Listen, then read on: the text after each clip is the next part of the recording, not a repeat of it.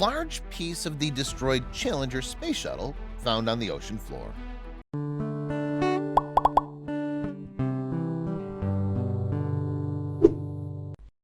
When the Challenger exploded just after takeoff on January 28, 1986, all 7 crew members died while millions of Americans watched on TV.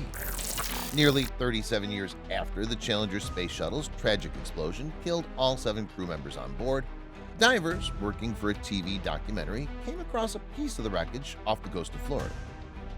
For millions around the globe, myself included, January 28, 1986 still feels like yesterday. NASA Administrator Bill Nelson wrote in a press statement, "This discovery gives us an opportunity to pause once again, to uplift the legacies of the 7 pioneers we lost, and reflect on how this tragedy changed us."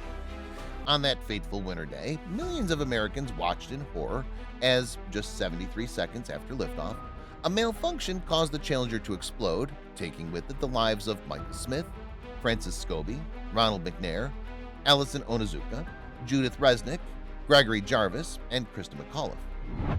Earlier this year, a History Channel documentary crew discovered the Challenger's wreckage off the Florida coast while seeking the wreckage of a World War II-era aircraft for a film about the Bermuda Triangle.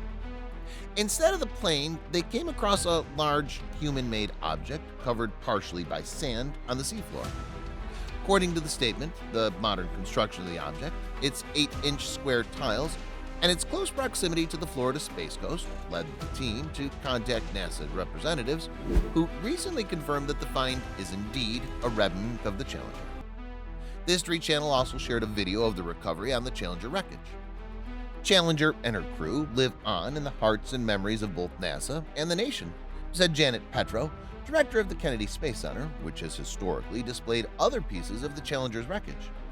Today, as we turn our sights again toward the Moon and Mars, we see that the same love of exploration that drove the Challenger crew is still inspiring the astronauts of today's Artemis generation, calling them to build on the legacy of knowledge and discovery for the benefit of all humanity.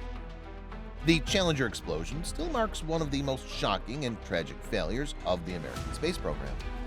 The Challenger shuttle's launch had been delayed numerous times, and when it finally launched on January 28, 1986 at 11:38 a.m., it climbed to roughly 48,000 feet above the Earth's surface before the explosion, the result of a combination of faulty equipment, poor weather conditions, and reckless leadership. Multiple engineers and staff members on the project warned that the shuttle was not prepared for launch, and the night before the crash, an engineer contractor working on the mission even refused to sign a launch recommendation.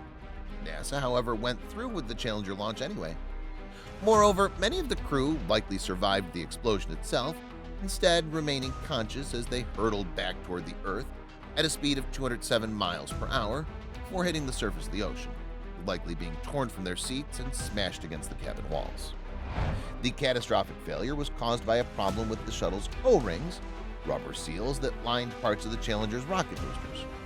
What's worse is that NASA had been aware of the problem with O-rings for 15 years before the Challenger explosion.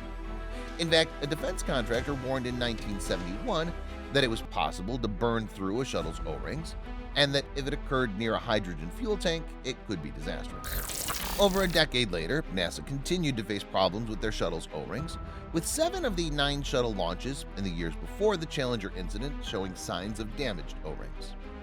At the time, Commissioner Richard Feynman, who even warned that the agency was playing a kind of Russian roulette, got away with it, but it shouldn't be done over and over again. Yet, despite all the warnings and evidence that things could go wrong, the Challenger's launch was pushed through, and to deadly results. The incident marked significant changes in NASA's shuttle programs, most notably the addition of an emergency escape system for the crew on board. At NASA, the core value of safety is, and must forever remain, our top priority, Nelson said in a new statement, especially as our missions explore more of the cosmos than ever before. NASA says they're now considering what to do with the newly discovered wreckage, hoping to find a purpose for it that will honor the crew of the Challenger.